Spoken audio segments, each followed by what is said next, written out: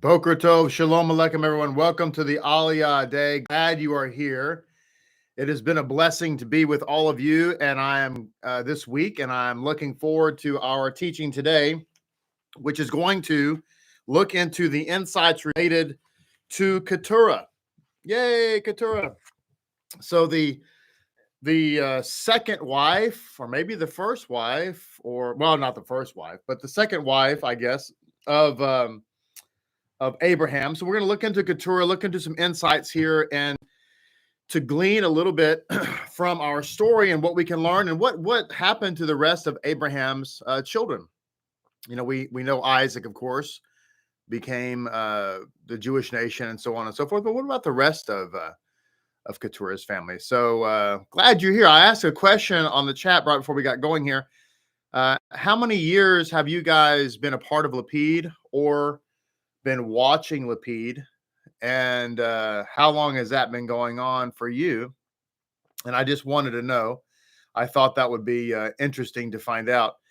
Today's message, of course, is entitled Keturah, and this naturally brings us or reminds us of the name of Keturah here at Lapid Judaism, and she is the executive assistant to the rabbi, right? The executive administrator to the ministry, and really kind of our watchdog, our gatekeeper, she's in a large way kind of the shepherd of the HCO community. And I know that she interacts with you a lot. The name Keturah, by the way, is related to the name Ketoret, like the fragrant incense. And next year, interesting. I was just doing the math here in my head. Next year, in 2026, Keturah will have been with us for 20 years. That is crazy. That's crazy. The math is right. I mean, we came to know Keturah, and she started with us back in 2006. So this coming year will be 20 years. And some other people have been with us for a long time, of course. Her husband, Zake and Rayford, has been with us for a long time. And Sarah has been with us this year. If I'm not mistaken, this year, 2025, will mark a decade that Sarah has been with us. And there are also people of tenure who have been around a long time. I know that the Khans who live in North Carolina, Nava and Shiloh Khan, have been around for 5 or 6 years, I think, something like that. So there's a lot of tenure. And there are, of course, people who are brand new. I just was looking at the responses. Zake and Rayford's been around for, let's see, probably going on close to 15 years, I think 14, 15, something like that. Leah, you and Shmuel have been around for 5 years, Baruch HaShem. Somebody else had said just recently, I think it was Jubilee. I was looking at the comments as people were coming in. Jubilee, I think you said you've been here for like 12 days. Yeah, there it is. Jubilee. Jubilee's been here for 12 days. The 12 days of Lapid. The 12 days of Lapid. My true love said to me. Well, welcome. So you see, Jubilee, there are people such as yourself who are brand new, and there are people who've been here for decades. Incidentally, just as a little PSA, if you want to know something about Lapid Judaism, you might want to ask somebody who's been around for a minute. Somebody who hasn't been here for like a year or something, or a few months, but somebody who's been around for like a decade. That's just a side note. It's just me. I'm crazy. I know. If you want to know something about our philosophy, you might want to ask somebody who's been here longer than I don't know, a few months. But anyway, that's just a side note. So good morning, Donna. Glad to see you're here. Good morning, Hepzibah, Boker Tov to you. Good morning to Jubilee. Yes, Jubilee. Good morning. And thank you for being here, Jubilee. And I don't know, have you ever said where you're from or where you live presently or what have you? We hope you can come see us and meet us in person. That's always fun. Good morning, Seth. Hope you and Sonia are doing great. and being blessed. Good morning, Sergio. Good to see you, sir. Addie, good morning. Addie, are you in the Republic of Texas this morning? Are you? Woo! I think you are. Good morning to Amita. Good to see you. Hope you and your wonderful husband are doing great. And let's see, who else do we have here? Yeah, Hepzibah. Wow, Hepzibah. Hepzibah's been around for 7 years. You're almost ready for Hepzibah. You're almost ready for Shemitah. 7 years. Sergio for 2 years. One of the fun and Amita, I see that 5 years. Wow, Baruch HaShem. Baruch HaShem. That's amazing. It's humbling. It's humbling and amazing. What's also cool too is that some people will have come to us and said, I never said anything. I never chatted. I never called or whatever. And I've been watching for years, like 1 year, 2 years or whatever, until we finally said something. And that's really interesting. And I also get it too, because sometimes it takes a year or two, maybe, I don't know, to find out if we're crazy or if we're, if we're stable or what have you. I understand that is what I'm trying to say. I empathize. Good morning, Chris and Crystal. Good morning to you. I'm not crazy, although my wife kind of says I am sometimes, but I don't think she means that like in a literal sense. Like I need medication. I don't think. Charlie? Stop. No. Stop. Good morning, Makaya. Good morning to you. Let's see here. Good morning, Ahavat. Ahava's been around since 2017. 2017. That's a long time too. That's crazy. That's what, 7 years? 7 years as well. Baruch HaShem. Chris and Crystal. Really, 7 years. I've been around that long too. Well, 17, 18. Wow. Baruch HaShem.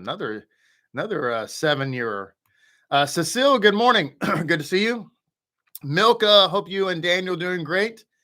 Justin Steckley, good morning to you, sir. Good to see you. Good morning, Leah. Hope you and Eliezer are doing well. Levi, Boker Tov. Roy, Boker Tov. Christopher, Boker Tov. Roy since 2018. Very cool. So that's about 6 years or so. Good morning, Micaiah. 3 years. Awesome. Heather Wilson, you and Zachary just found us at the end of August of this year. Well, see, that's great. Welcome, you guys. I know y'all are going to be here soon in the great state of Texas. When exactly are y'all going to be here, Heather? When's your transfer date? Let us know. Inquiring minds want to know. Good morning, Shoshana. Yeah, Shoshana Brenner, 2011. That's another long-termer there. Good morning, David. Watching the doctor's office. Maybe you have a refuah shlema, whatever is going on there. Good morning to, who else do we have? Johan, 18 months. Baruch HaShem. Greg, one thing I think if you look at it, for those of you who are brand new, one thing I think that you'll find is that our teachings are consistent. They're logical. In other words, we're stable. Some people may not agree with us, of course, but at least what we teach is we've been teaching the same thing, for years. Actually, I've been the same. I've always been this way. I've always been this way, Charlie. I know ignore Charlie. Good morning to let's see, Chanel. Good morning, and Dr. Lamont. Good morning to you, Joseph. Good morning, Zake and Rayford. Good morning. There he is. Who else do we have? Samuel. Good morning to you. Great, Jubilee. I'm glad you've enjoyed it. Baruch HaShem. There's lots of content on this channel. I've lost count of how many videos we have. Thousands now, literally. Good morning, Seth. Glad you're here. Listening for 10 years, active for 4. See, there's an example of Seth who's been listening for 10 years. Holy smokes. Listening for 10 years, active for 4. It's amazing. It's incredible. On Facebook, we have Mateo. Good morning, Mateo. Good to see you, sir. And who else? Amita, I definitely thought you were crazy for the first month or so. I don't blame you, Amita. I don't blame you at all. He's crazy. He's a nutcase. I don't blame you. Good morning, Gres. Good morning, Viorica. I'm going to get that name. Pardon me if I mispronounce your name. I really don't want to do that. Okay. Zake and Yagal, people grow on you. That's for sure. That's for sure. Ariella Rafaela, good morning to you. Baruch HaShem. Milka and Daniel started watching in 2020, came in person in 2021. Yes. That was really great. So you guys been around for like 5 years, basically. Kind of 4 or 5 going on there. So Heather Wilson, we should have orders close to the early summer. We are just waiting on the Army. Early summer. I need to call your commander. Does he not know who I am? Or she? Does she not know who I am? They need to get on the ball here, man. Good morning, Rebetzin. Good to see you, honey. Levi, 4 years. Baruch HaShem. Awesome blossom. You guys are amazing. There's Keturah. There she is. Coming on 20 years. It's crazy, 20 years. Greg Kroon. 2.5 months. That's all, Greg? Feel like you've been around here for like 10 years. I don't mean offense by that. It just seems like we've known you for longer. 2.5 years. Viorkia, 1 week. All right, well, hey, happy birthday. You're a week old. Baruch HaShem. Glad you're here. And Donna, listen on and off. Yeah, Donna, actually, Donna Jones has been around for a long time. Actually, now that you say that, Donna, because 2008, 2009, because, of course, you used to live here. Donna Jones used to live in the Republic of Texas until she was whisked away to Ohio. But, yes, she's been around since 2008, 2009. So there you go. See? Heather, phone call would be nice. I have a funny story to tell you one time. I'll tell it to you and Zachary privately, Heather, when you guys get here. It's a kind of a funny story talking about me. Anyway, it's kind of funny. It just popped in my mind. All right, Baruch HaShem.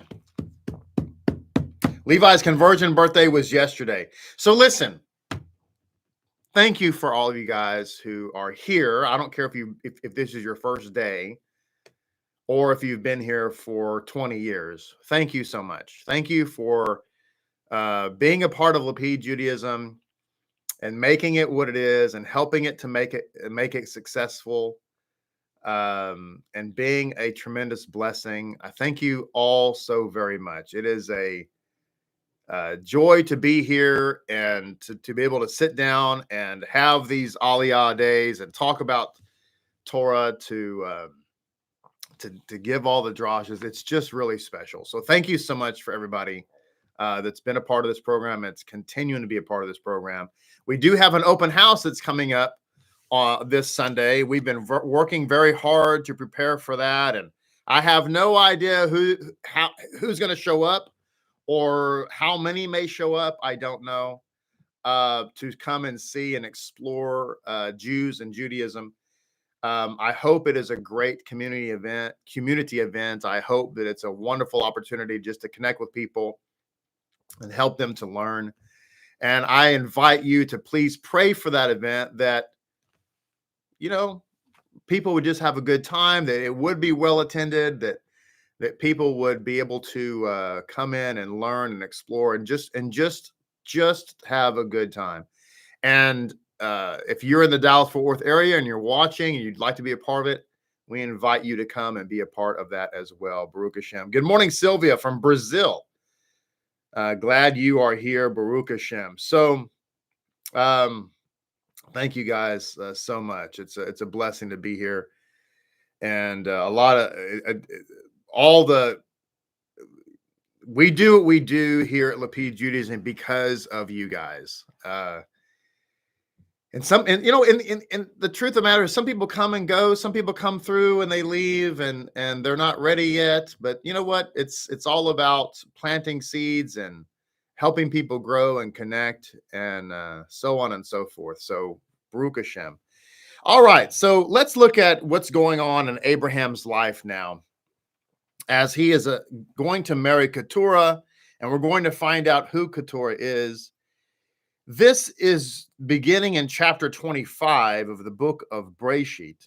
And there's an interesting notation I want to mention, and it's going to be mentioned in the insights, but it's the first verse of chapter 25 begins by saying Vayosef Avraham. Now, if you have a Chumash, or Tanakh or something that has the Hebrew writing in it, Hebrew print, I would like for you to look at the very first word of the very first verse of chapter 25 and highlight it or something. But the first word is Vayosef. And it's interesting because the word is taken to mean preceded.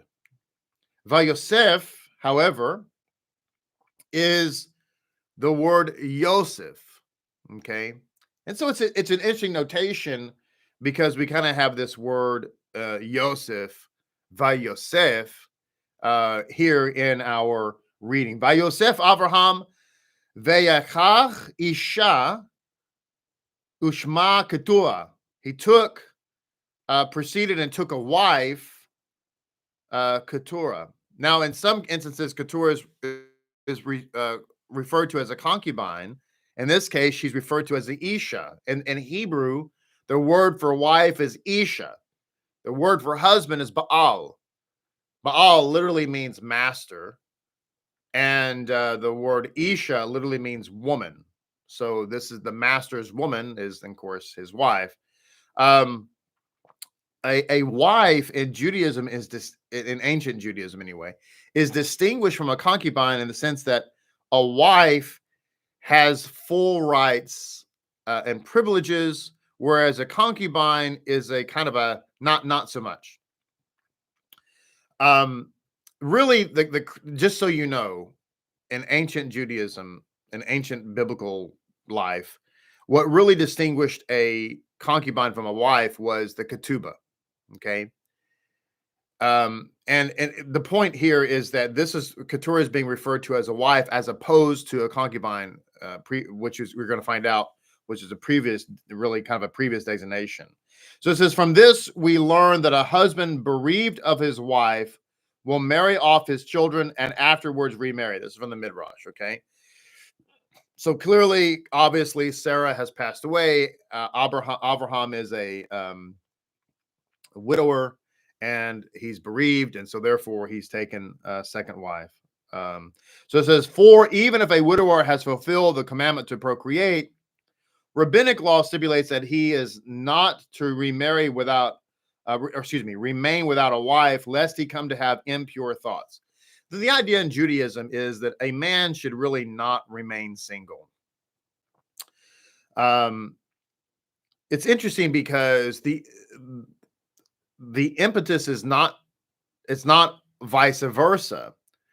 So whereas a man, almost according to, Jewish law, a man really has a responsibility to find a wife. Okay. But however, a woman does not necessarily have that responsibility. There's really nothing in Judaism. In fact, I should also say it's also the man's responsibility to procreate, not necessarily the woman's responsibility. So there's really not anything in Judaism that says that a woman has to be married or should be married.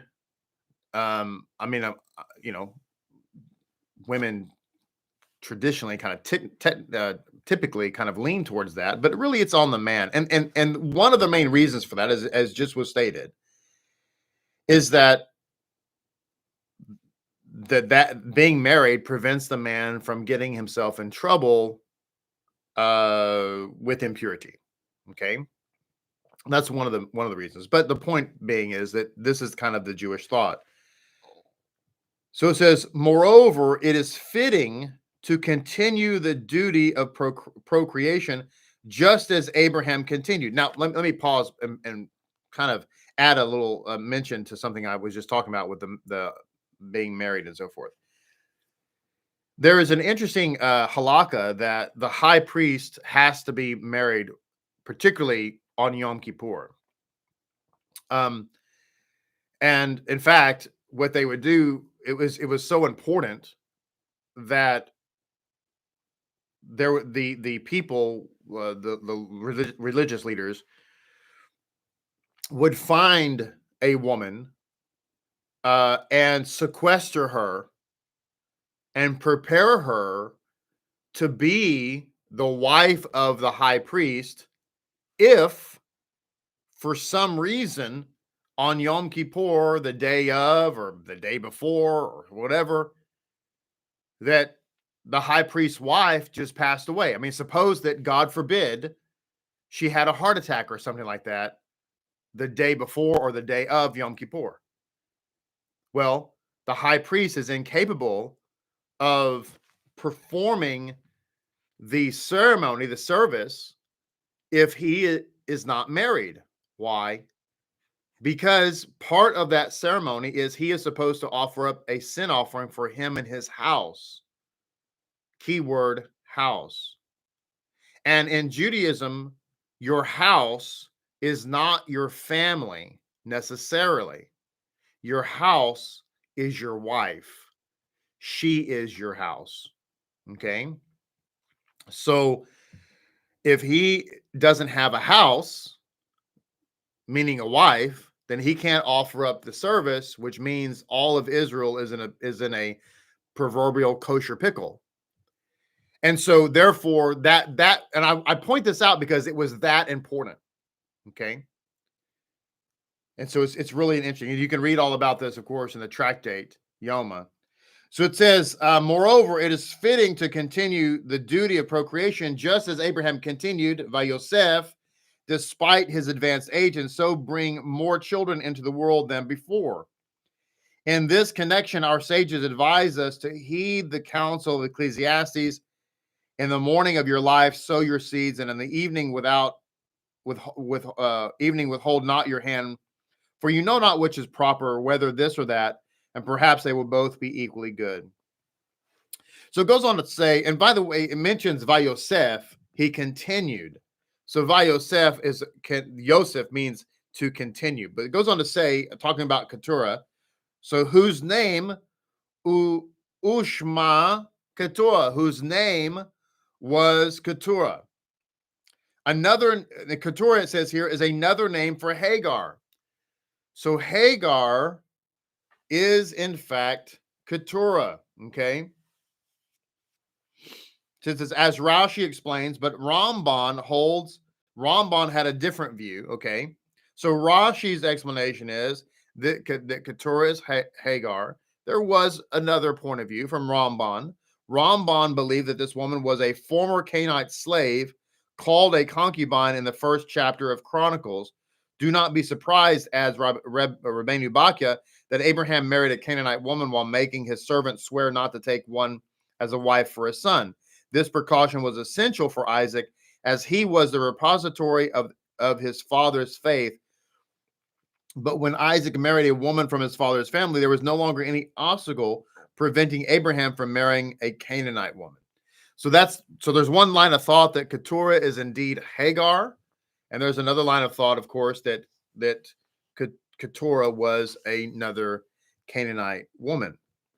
There is some other insights. We'll get into that and find out which we might think is the case. But in any way, the commentary continues. Abraham's remarriage in the latter days of his life was but the continuation by Yosef in a new form of the task to which he had devoted his entire existence, the propagation of the belief in God. So this is why the word Vayosef has kind of a mystical meaning in this word, because Yosef is Yosef. Okay, so who's Yosef? Of course, Yosef is the brother who was rejected by all the other brothers, and they all said to him, "You'll never be the boss of me." And he was the only brother that became the king to whom every knee in the household of Jacob would bow. Now, this is a very important. Let me just pause here. We'll talk more about this story of Joseph clearly when we get to this part of the Torah. But let me just make an interesting point here. One that it's not just interesting, it's crucial. So there are patterns about messianic figures in Judaism, and Joseph being one of the most important patterns. Joseph was rejected by all of his brothers and even by his father. Rejected in the sense that his brothers hated him. His father didn't hate him, but they all said, you're not going to be the king and we're not going to bow down to you. Remember that Joseph had two dreams. One dream, he envisioned that his brothers would be kneeling to him. And in another dream, he envisioned that his brothers and his father and mother would be kneeling before him. And every one of them said, we're never going to kneel before you. And even Jacob said, do you really think that I and your mother are going to be kneeling before you? So everybody rejected him. And of course, they rejected him so hard that they basically killed him for all intents and purposes. Okay. Later, we're going to read about the story of King David in the Tanakh. Something that people probably, unless you've been around for Lapid any number of years, you probably don't know this. But David was absolutely rejected by all of his brothers. And there's a story related to that, which we don't have time to get into. But he was absolutely rejected. Nobody thought that David was a Jew, much less eligible to be king. And for those of you such as Jubilee who've been around for just a few days, let me point this out because it's really interesting and really important. When the prophet Samuel came to Jesse's home, and he was there to anoint one of Jesse's sons to be king of Israel, he told Jesse to gather your sons. Okay. And it's really interesting because remember in that, if you go back and read that story, you'll see that when Samuel came to town, everybody was nervous because he's the big judge of Israel. It's like the king coming almost. It's like the president of the United States showing up. Samuel is a man of immense power and immense authority. And he told Jesse to go gather your sons. And so Jesse does. And Samuel is going through the sons trying to find out which one does HaShem want to be anointed king. And then we find out that none of them that are before him is the one. And Samuel says to Jesse, Yeshai, do you have any more sons? And Yeshai says, well, yeah, there's this one. He's out in the back 40 tending to the sheep. And Samuel says, bring him. We're not going to sit down until he shows up. Now, I want you to think about that for a moment. The prophet of God, this immensely powerful figure, has said to you, go gather all your sons, and you leave David in the field. Why? Because if you understand the backstory, if you read the ancient literature regarding this, Yeshai did not think that David was his legitimate son. He thought that he was the product of a wife that had been promiscuous. And so therefore, when the prophet said, gather your sons, he did not call for David. So David, in this sense, right? Calling it back to Joseph, David is the one brother that nobody thinks is going to be the king of Israel. Not any of his brothers, nor even his father Yeshai. In fact, if you read the story, if you follow anything I've taught about on this topic, you'll later find out the entire Sanhedrin of Israel thought that David was a non-Jew and a non-Jew or an illegitimate son at best, and therefore completely rejected him. And of course, he was the one who became king. Therefore, we have two patterns, right? And we could say the same. I could go into a long discourse about Moses as well. But for the sake of time, I won't talk about that. But in all three cases, Joseph, Moses, and David, in all three cases, each one of these three were completely rejected by their people. Okay? Absolutely rejected. And in all three cases, they were the only ones who became the saviors, the redeemers, the Moshiachs, if you will, of their generation. Therefore, the pattern is like this. The one true Messiah will be the one who is universally rejected by his brothers. That's the pattern. So in Judaism today, who is the only Messiah you are literally not allowed, so-called, not allowed to believe in? Answer, Yeshua. And that's a fact. As a Jew today, you can literally believe in any Messiah you want. You could be, and I say this kind of tongue-in-cheek, but I'm kind of not kidding. You could believe that Daffy Duck was the Moshiach. You could believe that Schneerson is the Moshiach. You could believe that Nachman is the Moshiach. You could believe that ultimately Hezekiah is the Moshiach and he's going to be reincarnated. Or that David is a Moshiach and David's going to be reincarnated. You could have any of these beliefs, and if you were in a Jewish world and you did not believe in Yeshua, but you had some other belief about the Messiah, everybody would just kind of give you a shoulder shrug, like, "Oh, okay, man." They may not agree with you, or maybe they might, or maybe they say, "Well, that's plausible." The only one that will get you kicked out of the synagogue, will get you kicked out of the Jewish club, is faith in Yeshua.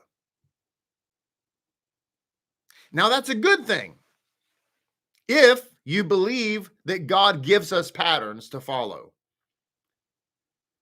Because the one that you could not believe in was Joseph, and the one that you couldn't believe in was Moses, and the one that you couldn't believe in was David. Now, people don't know that because they don't know the story. They don't read the story. You do realize that Moses went out into the wilderness by himself. You do realize that, right? Nobody went with him. You do realize that the reason that Moses had to go in the wilderness is because his people said, "You're not the boss of me." You do realize that, right? You remember the story? That's why he got kicked outed. So you see, this is very important. So going back to this Vayosef, so Yosef represents this messianic figure, this Messiah ben Yosef, this suffering Messiah. That's who Yosef represents. And Yosef was betrayed by his brothers, rejected by his brothers, and went into a pagan kingdom and went there to gather souls into the kingdom.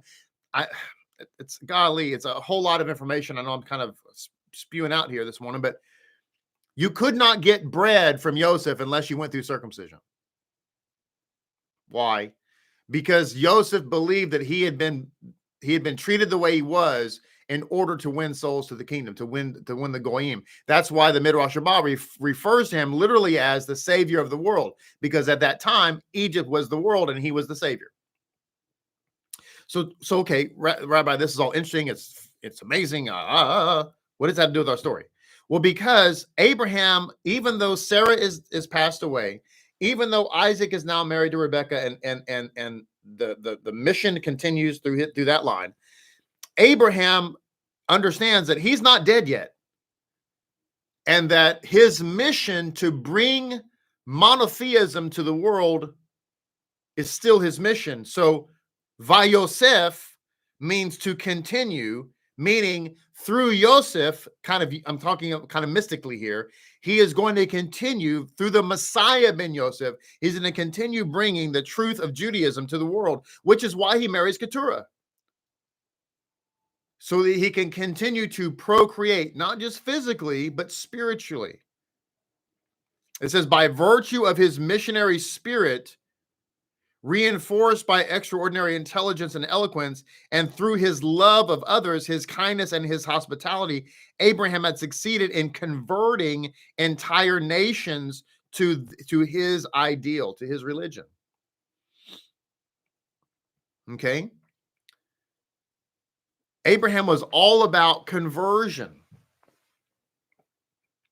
He says, now with Isaac's marriage ensuring that the whole of his spiritual heritage would continue in perpetuity, Abraham undertook to form new generations. In other words, Abraham was just, yes, Isaac has the mantle. But Abraham was also thinking, hey, why not just create more people who will potentially, frankly, become Jews? New generations. In other words, he's out there just kind of trying to take a chance and see who might be a holy spark, who is and who isn't. It's kind of what the open house is about. The open house is just a community event. It's a no strings attached opportunity for people to come in and explore. No pressure. And there's also the opportunity that some of those people may be holy sparks.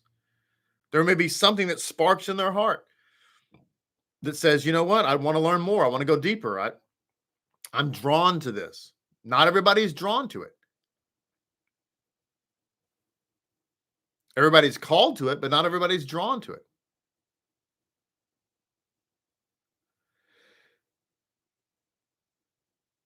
You know, interestingly, my grandmother gave me a Bible when I was real young, single digits. And she wrote on the inner leaf of that Bible, many are called, but few are chosen. And that's all she wrote, right? And through the years, I remember as a boy looking at those words and trying to figure out what they mean and why my grandmother would write in a Bible that she gave me when I was just a little boy, that phrase, many are called, but few are chosen. And I would think about that and think about that and think about that and try to figure out what it means. I had no idea until now. And many are called, few are chosen is really Lapid Judaism. God was calling me to Lapid Judaism way back when I was 8 or 9. Didn't know it. Went on a completely different way. But many are called, few are chosen. What does that mean? It means that everybody's called to be a holy spark, but few are chosen, or perhaps better said, few accepted. So it says, now with Isaac's marriage, it goes on. Pardon me, I read that already. It says, to be sure, less imbued with his spirit and his ideal than Isaac, the son of his wife Sarah, but nevertheless capable of carrying his divine message to still other pagan peoples. In other words, he realized that the line that he was going to create with Keturah was not going to be as divinely inspired as he had with Sarah, but nevertheless, he thought maybe I would create new shalakim. I would create new ambassadors, new agents to take this message to the world. Ladies and gentlemen, we just have to tell as many as possible, reach out to as many as possible. Not everybody is going to pan out, as it were. But we don't know. And we also need to not waste time on people that aren't, I say waste time, but I don't know how to better say that.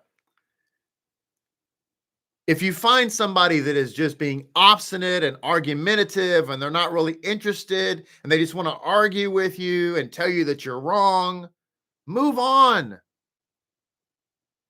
Either they're not a holy spark or they're not a holy spark yet, but move on. You'll never win anybody over by arguing. And that's why I tell people frequently on the channel, watch this video. It'll answer your questions. And if you're not interested, then be well and be blessed. And I encourage you to go someplace else. Because me arguing with you is not going to convince you. You know, there's the idea that no one comes unless the Spirit draws them. And that is a true idea. How many people did HaShem speak to about this movement other than Abraham? We don't know, but we must presume, because God is is gracious and God is open to anybody. That maybe it was a bunch of people, and maybe only Abraham was the one who listened. It goes on to say, and so as soon as they grew up, Abraham sent these children to far off lands of Asia. He was aware that these children born of foreign mothers could not be messengers of his doctrine in all its purity, but still he understood that the first rays of light which they would carry to these regions, still spiritually in darkness, would gradually disperse the shadows of night to make way for the radiant brightness of truth. You see, ladies and gentlemen, we talked about encouraging people to put a mezuzah on the door. They're not Jewish. They're not practicing Judaism. But what you're doing is you're simply allowing a ray of light into their otherwise spiritually dark home. And a lot of times it's that little bit of light that begins to break forth, and it might be months, it might be years. Same thing with the Meshach campaign. Incidentally, just a little side note, because the Meshach campaign has to do with encouraging women to light the candles on Friday night and say the prayers. That's it. Nothing else. Okay. If you look at the phrase Ner Shabbat Kodesh, which is the holy Sabbath candles, that's what that means. Ner Shabbat Kodesh. The first letter of each of those three words spells the word Neshek. Ner Shabbat Kodesh. Neshek. The word Neshek means weapon. Therefore, lighting the Sabbath lights and praying at that time for a woman, that is a spiritual weapon. And so in that case, what we're doing when we encourage women to just light the candles, hey, on Friday night, we light candles, we say some prayers, and we pray for our families and so forth. That's all we're asking you to do. We're not saying to go eat kosher. We're not saying to stop working on Shabbat. We're not saying to, whatever. We're just saying do this. And we're going to give you, in so doing, a spiritual weapon to dispel the darkness in your home and in your life. A neshek. We're equipping women with a spiritual weapon. But see, that's all you have to do. And that little bit of light has the potential to break forth into a great dawn. And that's what what it's talking about here. He married Keturah and began to have a family with her because he was wanting to reach the world. Which tells us what? What does this teach us?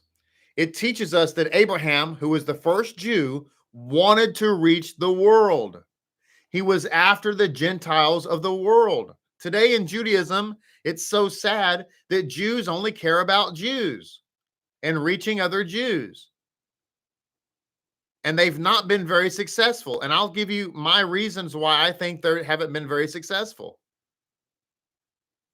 Is because that's not the mission. The mission is to reach the world. And when you reach the world, you'll end up reaching Jews as well. That's Lapid's mission. Our mission is to reach the world. And in so doing, we will, in fact, reach Jews.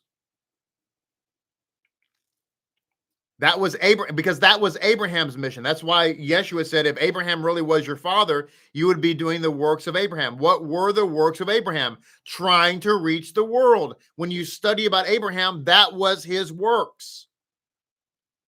That's what Yeshua was trying to say. If you were really truly the children of Abraham, you'd be doing what your father Abraham did, which is what? Trying to get the world into the covenant, i.e., saved. That's what we're here to do. The Satan hates it, by the way. That's why from time to time, he'll send imposters in here to try to distract us. Get everybody all riled up, questioning the Gospels, questioning the divinity of Messiah, questioning this, questioning that. Those are imposters, bad actors who are trying to stop a movement. They will fail. They always fail. Rabbi, do you get bothered by that? I mean, it bothers me, but not like you think, because their end is failure. Did I mention I've been around for a minute? We've been through it here at Lapid Judaism. We've had people, do crazy things to try to prevent what's happening here. But why? Why do you think they're so bothered by it? Because it's the primordial work of Abraham. That's why. That's why they're so fervent at it. By the way, what you need to do, and you need to ask HaShem to help you in this walk, try to spot the imposters. I'll leave it there. So it says, the one who had known so many disappointments in his missionary activity, even with those very close to him, never let himself be overcome by feelings of discouragement. Let me read that again, because that just goes along with what I was just saying, right? The one who had known so many disappointments in his missionary activity, notice it keeps referring to Abraham as a missionary. The one who had known so many disappointments in his missionary activity, even with those very close to him. That's something else, by the way. Abraham was not immune to people who were even close to him giving him problems. Same thing with Yeshua. Who betrayed Yeshua? One of his Talmidim, one of the 12. But it says he never let himself be overcome by feelings of discouragement. Vayosef Avraham. Avraham continued, thus becomes the motto of his life. And these two words serve to introduce the chapter which relates to Abraham's death. So Abraham continued, meaning he pressed on, he pressed through, he kept pushing. They contain the message which he addresses to all his descendants from beyond the grave. Abraham's perseverance triumphed over all obstacles and ultimately won over humanity to the truth of monotheism. So what's the message of Keturah really? We talk about Abraham marrying Keturah, having more children and so forth. And there's some interesting insights about, where they went off to and so forth and so on, and how one of them here is believed to be essentially the founder of the African nations and so forth. But really the message is this. Abraham's life was all about reaching the world up until his last breath. And yes, he had disappointments. Yes, he had setbacks. Yes, he had imposters. He thought that Lot was with him. He thought that Lot was all about this. As it turns out, not so much. And that was, I'm sure Abraham was, I can relate. I bet Abraham was sorely disappointed, very much hurt that Lot wanted to go be in Sodom. I can imagine. He had all kinds of issues, but yet he never gave up. He never quit. And he knew that even after, it would have been easy for Abraham to say, well, okay, Isaac's married. Whew, mission accomplished. But no, he said, you know what? I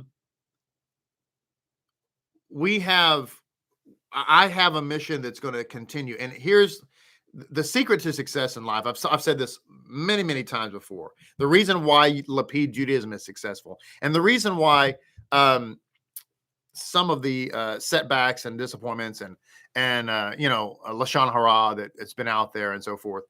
Some of it, just unbelievable. That the reason it hasn't affected us and the reason it hasn't stopped us is because really of one thing. And this is where you, and this principle is going to apply to every aspect of your life. You can be successful with just one thing. And that is you never quit. You never give up. You never throw in the proverbial towel. I will tell you that is the secret to success. And I will also tell you that 1% of the people have that in their soul. 1%. Most people are quitters. Most people, when they come up against a difficulty, they give up. Most people, when they are If most people were hit with the level of false accusations and lashon hara that y'all know it's out there, it's all false, of course. But if people were hit with that, they would have given up. Call it quits. But you, ladies and gentlemen, I'm telling you, Vayosef Avraham continued. This is the lesson to learn. That if you never give up, if you never quit, if you keep punching, to quote Rocky Balboa, if you keep punching, then you will never be defeated. And that's the secret. That's the answer. And I'm talking about everything in life. Everything in life. Okay? We're okay. We're normal. We're fine. Everything's fine here. Everything's fine. Okay? I'm telling you that what you have to do in your life is to keep working, keep pressing forward. And if you do that, you will have success. Is everybody with me? Does everybody understand what I'm saying here? And that's the message we learn from the life of Abraham, and we conclude with his death. But in his death, he said to us, Vayosef, continue, keep going. And that's what we're going to do. Thank you so much for being a part of this program. I am so glad to be with you. Thank you for everyone who's been a part of this program and watching so faithfully. God love you. God bless you. I will look forward to seeing you on Shabbat. And then we're not really going to do a live program for the event, but we might be able to take some pictures and share those and that type of thing. So who knows? We'll play that by ear. But listen, if you're in the Dallas-Fort Worth area and you'd like to come explore the synagogue and just explore Jews and Judaism, we invite you to come do that and be a part of it. God bless you. Shalom Aleichem. Look forward to seeing you tomorrow, and Shabbat Shalom.